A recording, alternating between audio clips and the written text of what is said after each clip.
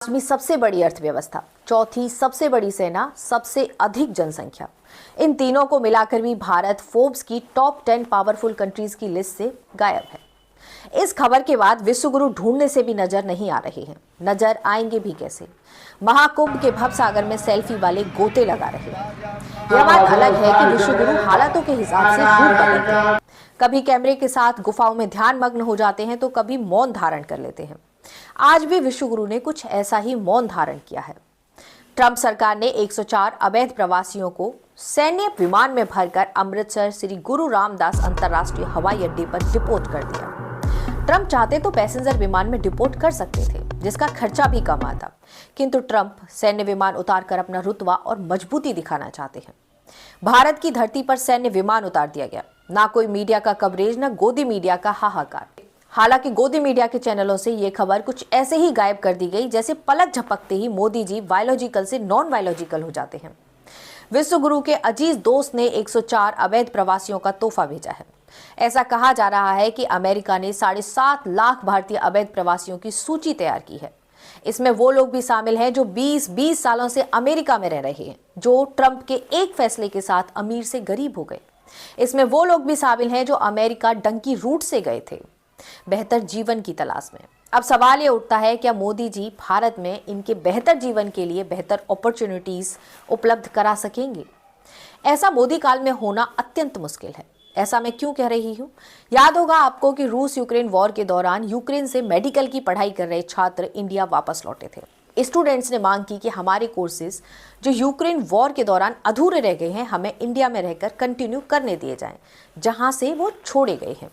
यानी कि कोई स्टूडेंट ग्रेजुएट या मास्टर्स के फर्स्ट या सेकंड ईयर में है तो उसे वहीं से कंटिन्यू करने की परमिशन दी जाए, लेकिन ऐसा हुआ नहीं।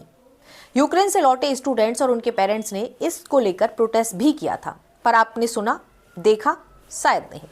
यह खबर जरूर सुनी होगी कि स्टूडेंट वापस यूक्रेन लौट गए, आधी अधूरी पढ़ाई पूरी करने के लिए वॉर जोन में।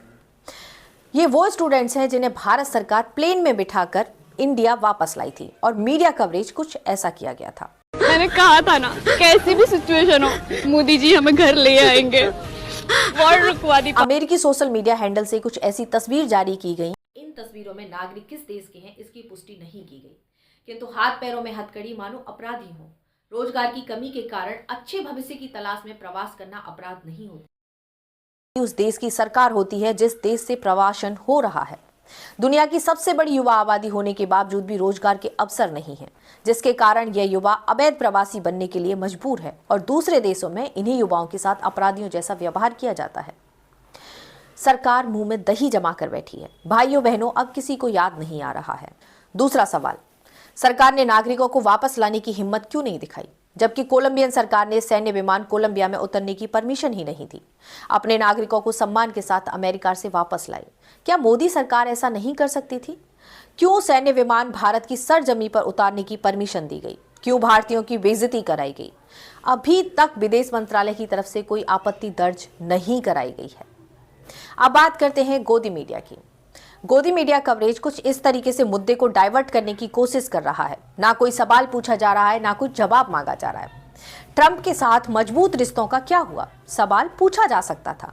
क्या इन प्रवासियों के भविष्य के लिए कोई पॉलिसीज तैयार की जाएंगी? सवाल पूछा जा सकता था।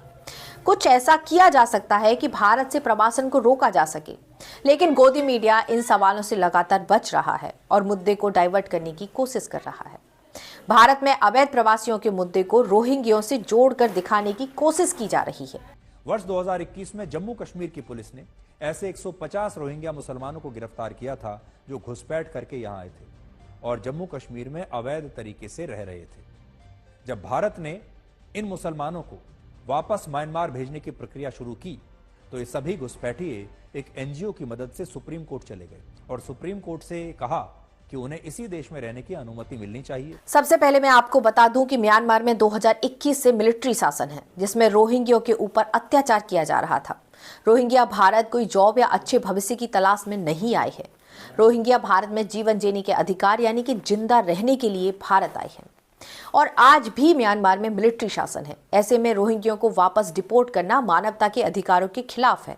म्यांमार में रोहिंग्यों के जीवन को खतरा है, इसीलिए एनजीओज और विपक्ष रोहिंग्यों के फेवर में सुप्रीम कोर्ट पहुंचे थे। जब मोदी सरकार रोहिंग्या को डिपोर्ट करने के लिए पॉलिसीज तैयार कर रही थी। भारतीय अवैध प्रवासियों और रोहिंग्यों के मुद्दे दो अलग समस्या हैं, जिन्हें एक करके दिखाने की कोशिश की जा रही है।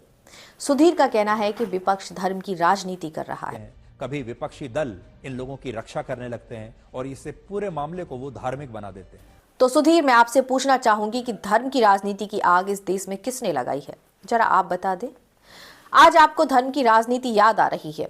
उस दिन आप कहाँ होते हैं जिस दिन मस्जिद के नीचे मंदिर खोजे जाते हैं, महाकुंभ में लाखों लोग मर जाते हैं और गोदी मीडिया कोई सवाल तक नहीं पूछता। इसी को कहते हैं आखिरी सांसें गिनती हुई पत्रकारिता। पत्रकार जब अपना कर्म बेचते तब कुछ ऐसा होता है। मुंह पर मास्क लगाने की पीड़ा आप और हम सह चुके हैं। याद रखना, मुंह पर ताला लगाने की पीड़ा हमारी आने वाली पीढ़ियां भुगतेंगी। हमारा एक छोटा सा प्रयास आपको कैसा लगा, वीडियो में कमेंट करके हमें अपने विचार साझा जरूर करें। वीडियो को ज्यादा से ज्यादा लोगों तक शेयर करें। धन्यवाद।